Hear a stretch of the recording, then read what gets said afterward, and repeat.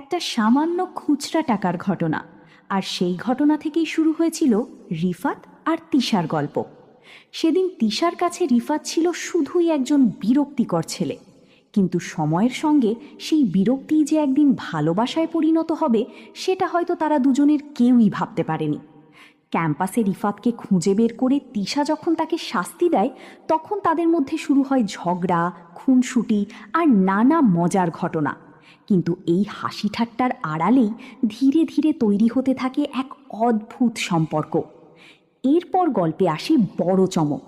তিশা জানতে পারে রিফাত শুধু তার বিশ্ববিদ্যালয়ের জুনিয়র নয়, তারা একই বাসাতেও থাকে।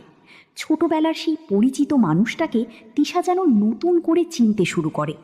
আর রিফাতের মনের অবস্থা তখন একেবারেই অন্যরকম। তিশাকে যতই কাছে থেকে দেখতে থাকে, ততই তার প্রতি ভালোবাসা গভীর হতে থাকে।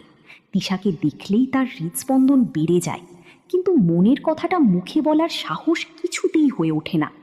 ঠিক তখনই রিফাতের জীবনে আসে সবচেয়ে বড় আঘাত। তিশার বিয়ে ঠিক হয়ে গেছে। শুধু বিয়েই নয়, বিয়ের পর তিশাকে নিয়ে যাওয়া হবে লন্ডনে। খবরটা শুনে রিফাত বুঝতে পারে এবার যদি সে চুপ করে থাকে তাহলে চিরদিনের জন্য তিশাকে হারিয়ে ফেলতে হবে। অবশেষে সব ভয় আর দ্বিধা ভুলে তিশার সামনে নিজের ভালোবাসার কথা প্রকাশ করে রিফাত। সে জানায় তিশাকে সে সত্যিই ভালোবাসে।